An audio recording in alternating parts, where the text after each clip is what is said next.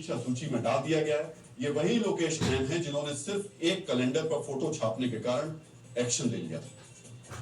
इसी महीने के पहले हफ्ते में नोएडा मेट्रो रेल कॉर्पोरेशन के वार्षिक कैलेंडर में बिना अनुमति अधिकारियों की फोटो छाप दी गई थी। इस पर एनएमआरसी के एक्टिंग डायरेक्टर और नोएडा अथॉरिटी के ओएसडी महेंद्र प्रसाद को तत्काल पद से हटा दिया गया था। इन्हें लखनऊ मुख्यालय से अटैच कर दिया गया था, जबकि कैलेंडर विमोचन में खुद नोएडा अथॉरिटी के सीईओ लोकेश एम भी थे। लेकिन एक लड़के की मौत हो गई। इस सिर्फ कार्रवाई के नाम पर रस्मदाई कर रहे थे। सोचिए कितना शर्मनाक है। इसीलिए मुख्यमंत्री योगी आदित्यनाथ ने उन्हें बाहर का रास्ता दिखा दिया।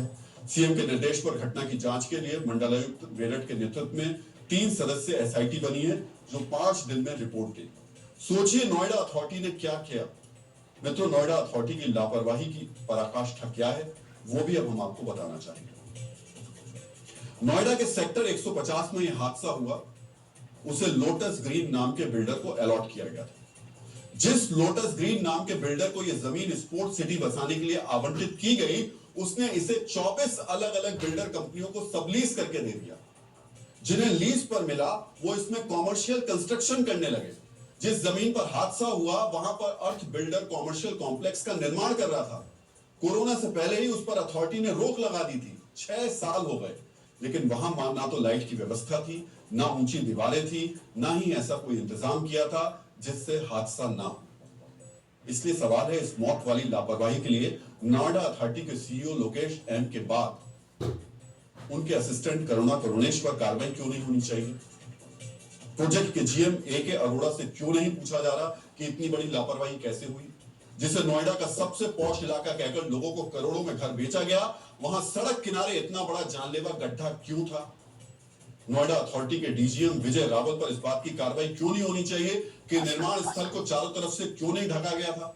बेसमेंट खोदकर छोड़ दिया गया था। इसकी जवाबदेही इनकी नहीं बनती। विजय रावल के नीचे जो सीनियर मैनेजर है, उन्हें क्यों नहीं जिम्मेदार ठहराया जा रहा है? जो अर्थ बिल्डर प्रोजेक्ट डेवलप कर रहा था, उसके मालिक को क्यों नहीं जेल भेज देना चाहिए था? लेकिन हुआ क्या? बिल्डर पर केस दर्ज हो गया। बिल्डर तो केस के लिए वैसे भी उन्हें कोई फर्क नहीं पड़ता, और नोएडा, दिल्ली, एनसीआर के बिल्डर तो भगवान भरोसे वो चलती है, उनकी सत्ताएं चलती है उनकी यहां पर। और जिन कर्मचारियों को ठंड लग रही थी, उन्हें क्यों नहीं अब तक लिहाफ में चैन से गर्मा कर सोने के लिए जेल भेजा गया? लेकिन नहीं, क्या फर्क पड़ता है? एक जूनियर इंजीनियर को हटा दिया गया। और वो जिस दिल्ली में तंत्र का जाल है, सरकार है, सुप्रीम कोर्ट है, मंत्री है, संतरी है, वहां से करीब 40 किलोमीटर दूर एक लड़के को 80 मिनट में भी नहीं बचाया जा सका। सोचिए, झारखंड के झुमरी तलैया और उड़ीसा के कालाहांडी में किसी के साथ ऐसा हो गया होता तो फिर क्या होगा? इसीलिए मित्रों, अगर ये मान लेंगे कि नोएडा की किसी मोड़ पर घटना हुई है, कोई युवराज नाम का लड़का मर गया है, संवेदना और श्रद्धांजलि के 2 शब्द बोल दिए हैं, आगे सब ठीक हो जाएगा, तो फिर कुछ नहीं हो सकता। ये छोटी बात नहीं है, बिल्कुल भी नहीं। इसे आपको समझना होगा। नोएडा में जो